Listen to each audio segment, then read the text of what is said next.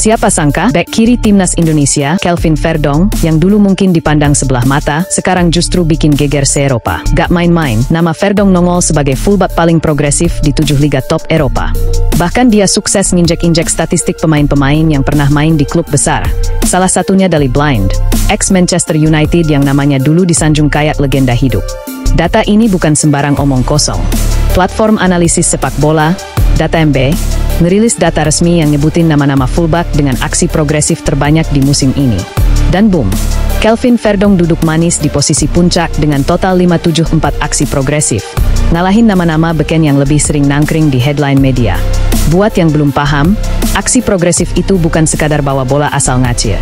Itu adalah upaya nyata buat ngebongkar pertahanan lawan, entah lewat umpan atau dribble, pokoknya yang bikin bola makin dekat ke gawang musuh. Jadi bukan asal lari-lari capek doang kayak back-back nyasar. Sebagai perbandingan, Daley Blind, yang sekarang main di Girona, cuma ngumpulin 507 aksi progresif, dan itu pun udah cukup bikin dia masuk 10 besar. Tapi tetap aja, jaraknya masih jauh banget dari Verdong, yang bisa dibilang ngacak-ngacak papan atas statistik kayak gak ada lawan. Apa artinya ini buat timnas Indonesia? Jelas banget, kita punya senjata mematikan di sisi kiri. Verdong bukan cuma back biasa yang nahan bola doang di belakang. Dia bisa jadi motor serangan, bisa ngebuka ruang, dan bikin lawan panik cuma gara-gara dia maju. Buat netizen yang sempat nyinyir soal naturalisasi Kelvin Verdong, sekarang waktunya dia manis dan nonton. Karena kenyataannya, Kelvin bukan cuma layak di timnas, dia bahkan bisa aja terlalu bagus buat lawan-lawan kita di Asia. Verdong bukan cuma sekadar tambahan, dia adalah perbedaan. Dan kalau masih ada yang meragukan kualitasnya, silakan lihat datanya, bukan dari mulut netizen warung, tapi dari data resmi yang diakui Eropa. Jadi, siap-siap aja lihat Kelvin Verdong nyikat sayap kanan lawan, bukan cuma di statistik, tapi langsung di lapangan.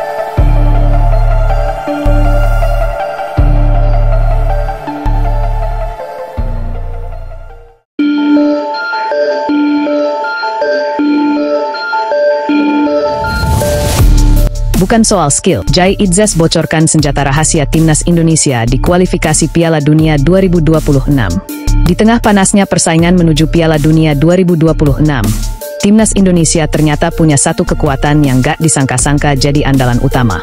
Dan ini bukan soal teknik, bukan juga soal pemain naturalisasi yang keren-keren itu. Justru, menurut Kapten Timnas sendiri, Jai Idzas, kekuatan terbesar skuad Garuda ada di tempat yang sering diremehkan. Kebersamaan dan solidaritas antar pemain. Jai gak asal ngomong. Dalam wawancaranya yang tayang di kanal YouTube resmi Timnas, dia belak-belakan soal apa yang bikin Timnas Indonesia tetap bisa bertarung meski lawan-lawan di grup C babak ketiga kualifikasi Piala Dunia 2026 bukan kaleng-kaleng. Menurutnya, chemistry dan kedekatan antar pemainlah yang jadi senjata utama. Kita punya kualitas, iya, tapi itu bukan kekuatan terbesar kita, kata Jai, santai tapi serius.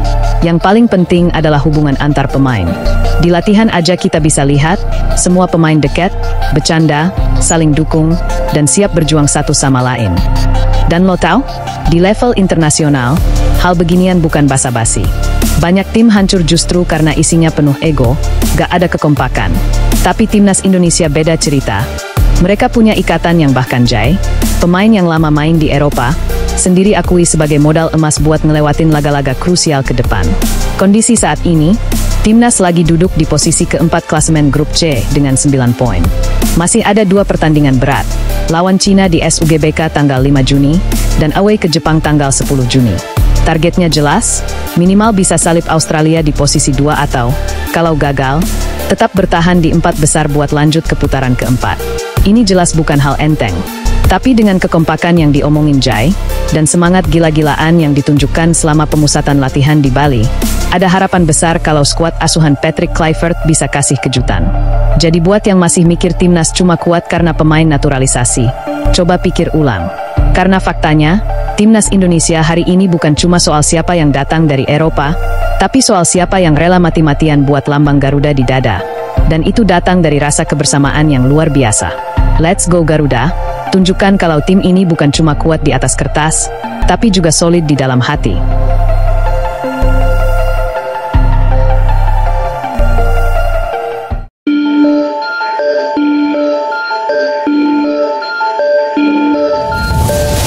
Setelah seminggu digembleng di Bali, skuad Timnas Indonesia akhirnya tinggalkan Pulau Dewata dan terbang ke Jakarta pada Minggu sore, 1 Juni 2025. Pemusatan latihan yang dimulai sejak 26 Mei akhirnya rampung. Dan sekarang pasukan Patrick Kluivert siap masuk fase serius untuk laga penentuan melawan Cina dalam lanjutan kualifikasi Piala Dunia 2026 zona Asia. Media Officer Timnas, Rifat Zainur-Rofi, bilang kalau setibanya di Jakarta, para pemain bakal istirahat dulu sebelum lanjut latihan keesokan harinya. Nggak bisa langsung tancap gas, karena mereka butuh recovery demi performa maksimal. Apalagi lawan yang bakal dihadapi ini bukan tim sembarangan. Pertandingan melawan Cina akan digelar di Stadion Utama Gelora Bung Karno, Jakarta, pada 5 Juni 2025. Dan setelah itu, Timnas langsung bertolak ke Jepang untuk menghadapi laga terakhir grup C di Suita Football City Stadium, 10 Juni mendatang. Dua laga ini jadi penentu hidup mati langkah Indonesia ke fase berikutnya. Saat ini Indonesia duduk di posisi keempat klasemen grup C dengan raihan 9 poin dari 8 laga, hasil dari 2 kemenangan, 3 imbang, dan 3 kekalahan. Posisi yang belum aman, tapi peluang lolos masih terbuka lebar kalau semua pemain tampil all out di 2 laga pamungkas ini. Jadi, ini waktunya Timnas untuk benar-benar tunjukkan nyali. Nggak ada ruang untuk main-main atau jadi beban. Dan buat yang masih hobi nyinyir karena 1-2 pemain absen, mending tenangin diri dulu. Ini perjuangan kolektif. Dukungan lebih dibutuhkan daripada komentar sok tahu. Saatnya tunjukkan bahwa kita bukan cuma jago teriak, tapi juga tahu arti totalitas di belakang tim kebanggaan kita. Fokus, fik, dan jangan kasih ampun.